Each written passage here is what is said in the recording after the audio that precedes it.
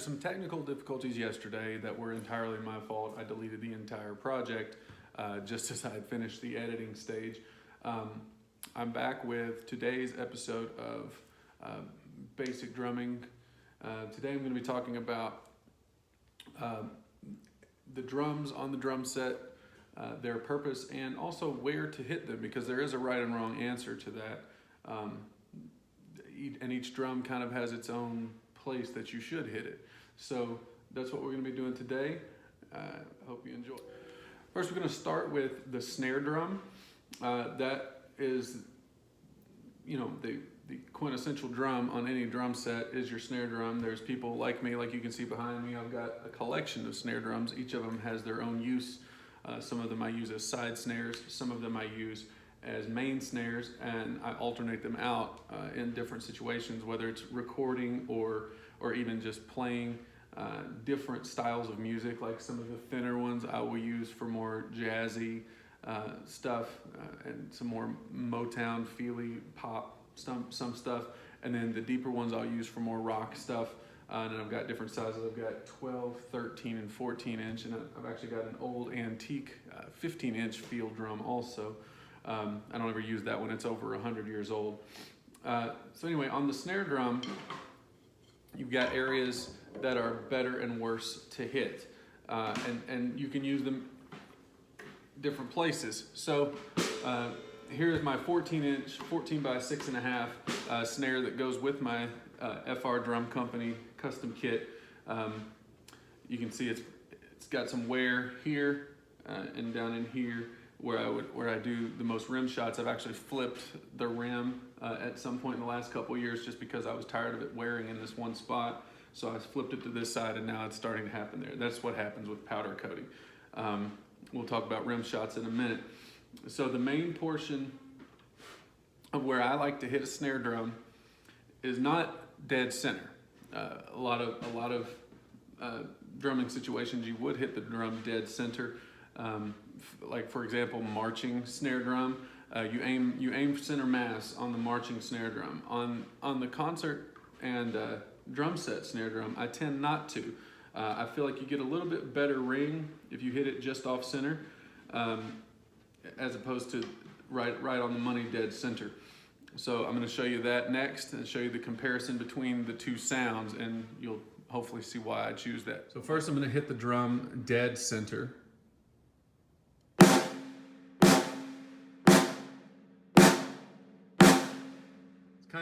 It's loud, but it's kind of dead.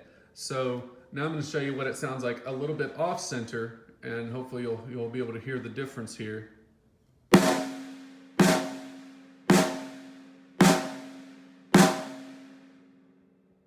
Again, dead center.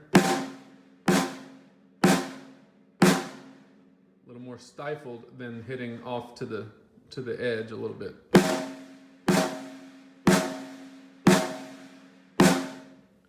So hopefully that was pretty illustrative. I could definitely hear the sound here in person. We'll see how it turns up on the audio from the camera here in a little bit when I go into the editing.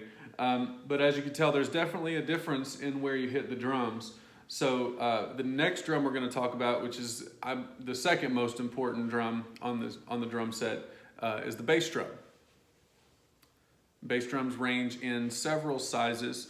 I have always been partial to the 22-inch width on a drum.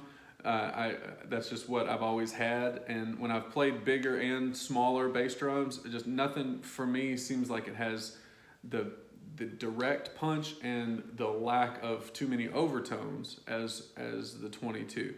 So on the bass drum, you don't really have to worry about consistency in hitting because you're hitting with your pedal. Now your pedal is clamped on to the bottom rim, or the bottom of the rim of the drum. So you don't ever have to worry about accuracy, because as long as your pedal doesn't move, you're punching the same spot every time. So I tend to play my bass drum pretty dead center because I don't like the overtones, whereas on the snare, I do like the drum to breathe a little bit. So I'll show you that next. So here's the bass drum. My DW 9000 double pedal is what I prefer. I played the 5000 for about 12 years and absolutely loved it. So when it came time to buy a new one, I went for the 9000, and this is the extended footboard model. I have big feet, so it's a little more comfortable than the standard size. So when I push down on this pedal, it's hitting the same spot every time.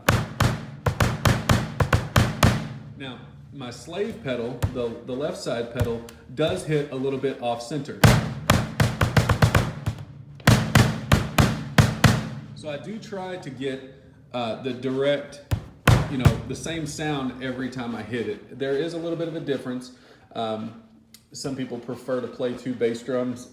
If I had the money and the space everywhere I've ever played to have 2 bass drums, and it was making the money to justify the cost of another bass drum to match this, I would. I prefer to be able to hit the drum in the same exact spot on 2 drums, but then you have to calculate in time and energy and, like I said, space to put both bass drums. So this is the more economic of the 2 choices, and also for me the more reasonable of the 2 choices.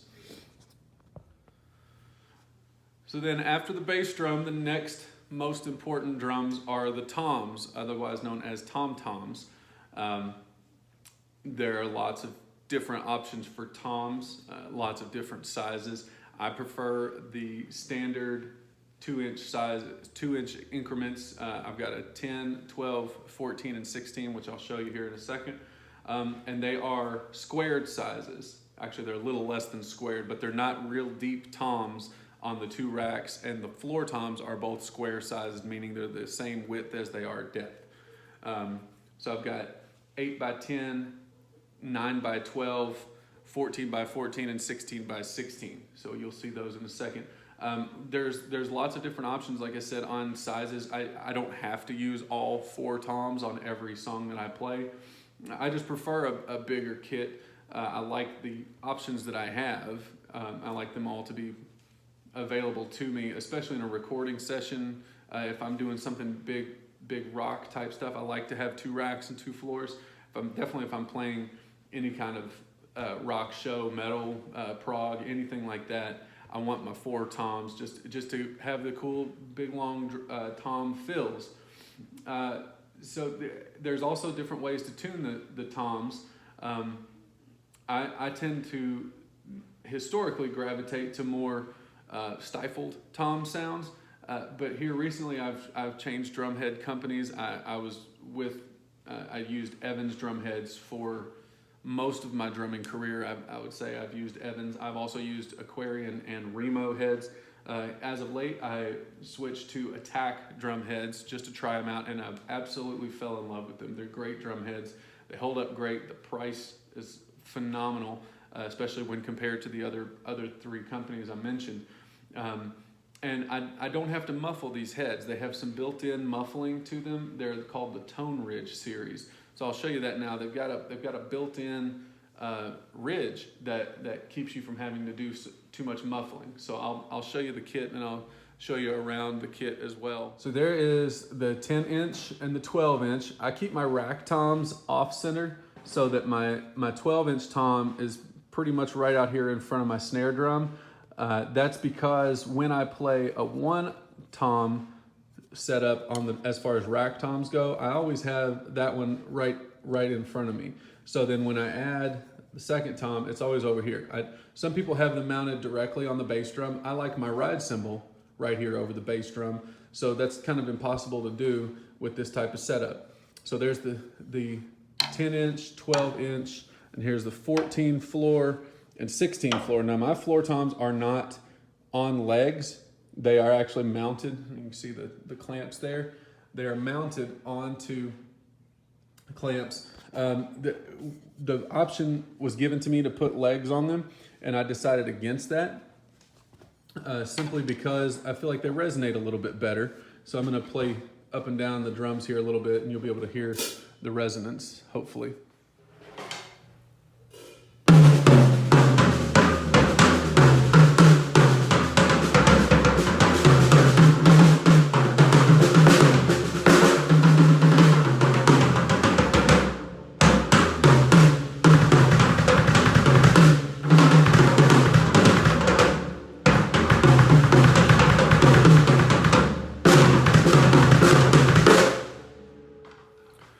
your snare and bass drum serve as your main two pieces of your kit, like I said, but your toms are there as accent pieces to give it a little bit of flavor, especially in doing fills and stuff. You could do without any toms. Like I said, I prefer to have 4. The most common setups would be 1 rack, 1 floor, and then 2 racks, 1 floor, and 1 rack, 2 floors. Most people, I would say, play a 2 or 3 tom setup, making their drum set a 5-piece or a 4-piece. Like I said, I just prefer the options. So anything you play can be done just snare and bass. I mean, you can just play.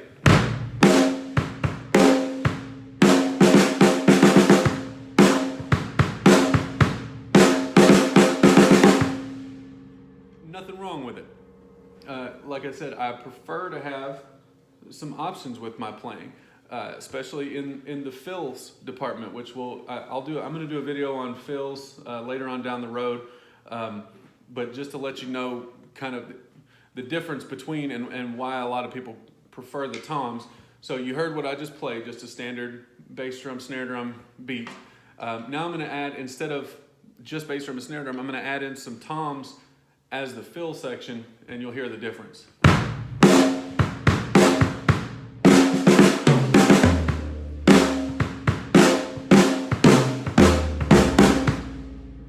So about the same kind of feel, about the same kind of groove, but you do get a little bit more musical flavor, some sonic flavoring in that.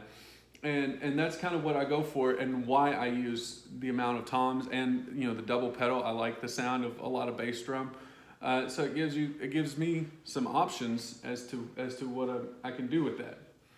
So we talked about the function. Now we're going to talk about where to hit the toms, and we talked about the snare and bass. So now all that's left is the toms. So I'm going to move the camera here. All right. On the toms, you can see the markings where the light is reflecting here. I pretty much hit dead center on the toms.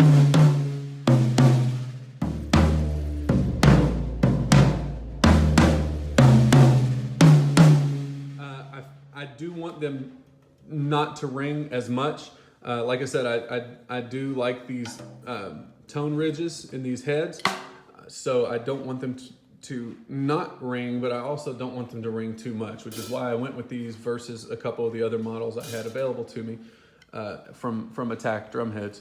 So in the marching situation, if you're playing tenor drums, you do hit closer to the edge.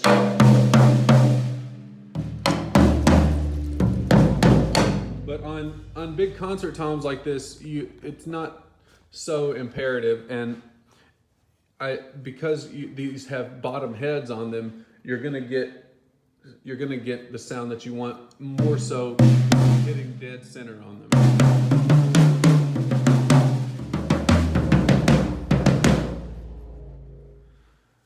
So this next little section I'm going to do is going to be about the different types of hitting you can do on the drum as far as shots, which we call like a rim shot, a ping shot, a rim knock, and just a standard hit without hitting the rim, just a regular stroke on the head. Most of what I do is going to be rim shots. In most of my playing, unless I'm playing a super quiet gig, I just prefer the beefy sound that you get out of a rim shot. So I'm going to demonstrate those next. So the rim shot is going to be the tip of your stick on the drum head itself, and then the middle of your stick also hits the rim at the same time. Pretty self-explanatory, it's a rim shot. So you can hear how loud the rim shot is.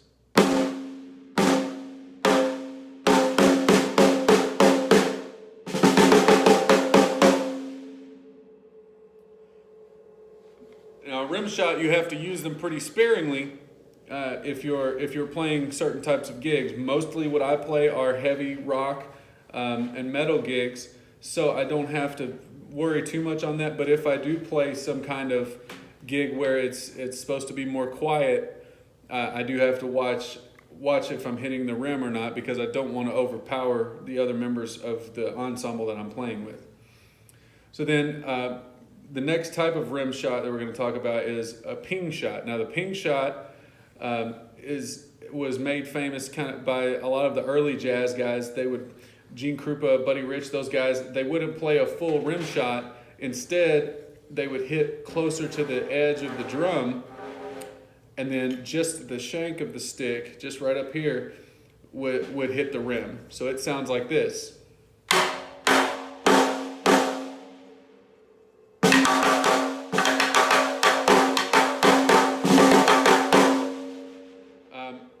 Some of you who are percussionists may think of that as also as like timbale players do that a lot.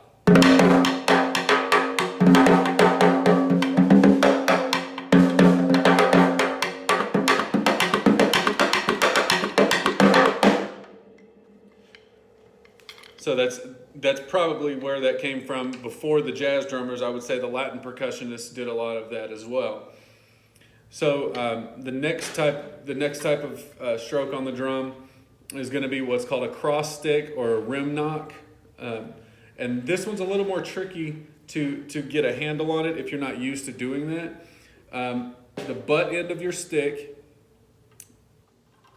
touches the head, and then you lay the stick across. I usually go in a diagonal. Some people play straight across their drum. I usually go more diagonal. It's just a little bit more comfortable for me. And now these three fingers here, see, stick straight out. I just hold the stick with my index finger and my thumb.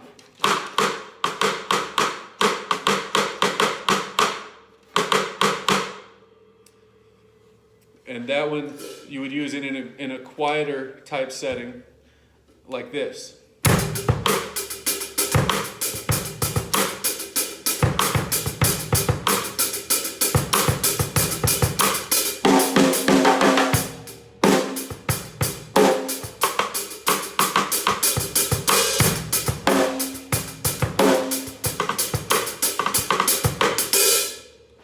So you see the big difference between the rim shot and the ping shot and that cross sticking. And then the regular stroke, again, pretty self-explanatory. I don't hit the rim at all. And I do that usually on the toms. It can be done on the snare drum too, especially if I'm doing some quieter, what's called ghost notes, which the more advanced players will know about that. We're not going to get into that today. But I'll show you the rim shot versus the quieter strokes without the rim.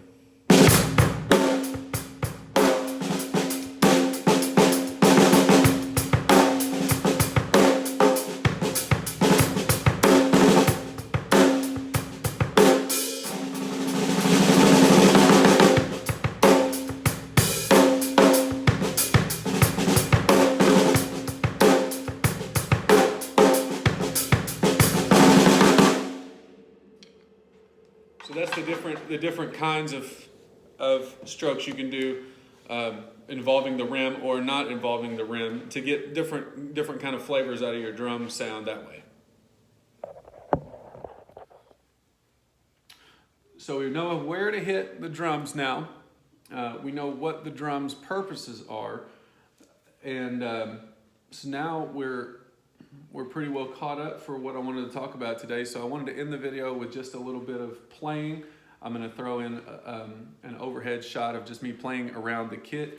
And then also that will bleed into tomorrow or the next lesson that I do, where I talk about cymbal selection and what the cymbals do on your kit. So it'll be kind of a teaser for the next one as well. But also wanted to do a quick shout out to Attack Drumheads, to Mark Terabassi at Attack Cardinal Percussion. Mark is a great guy. I've talked to him several times. He is the owner of Attack Drumheads and part of the Cardinal Percussion family.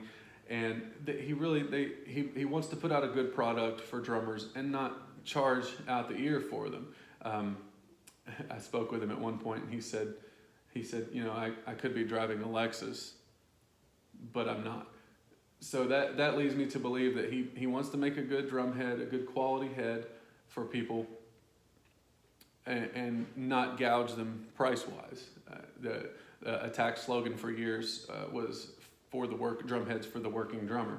And that I've found that to be true. I've played these heads for a couple months now, and they've held up great. I don't have any divots in them. They hold their tune well. I don't have to tune my drums very often. Only kind of when the weather has changed. Like I put the heads on, left them, and then every day I come out to my set. I don't have to retune them. The drum heads actually have the drum heads. The rim is a steel rim, and they are crimp locked, just like a marching drum head. They're not glued on like most other drum set heads are glued to the rim. These are crimp locked, so that means the metal rim of the head is actually locked around the plastic, so it's not going anywhere. So the heads don't slip. I very seldom have to retune them, and when I do, it's just small adjustments. I never have to make big adjustments. So I just wanted to throw that out there. Thank you, Mark, for making a good drum head, and for hooking me up with some great heads that I absolutely love. Like I said, they've held up great, and honestly, my drums have never sounded better than with these heads on there. I've had 4 different brands on there now, and I don't think I'll ever go back to the other ones unless I have to.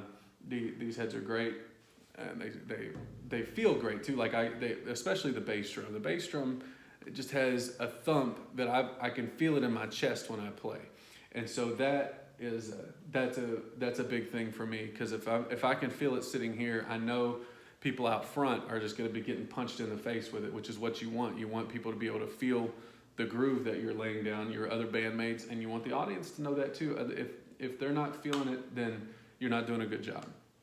So that's it for today. Like I said, I'm gonna play us out here with just a little bit of a all around the kit type playing. So throw in some fills, throw in some cymbal stuff, and then next video will be on cymbals and cymbal selection.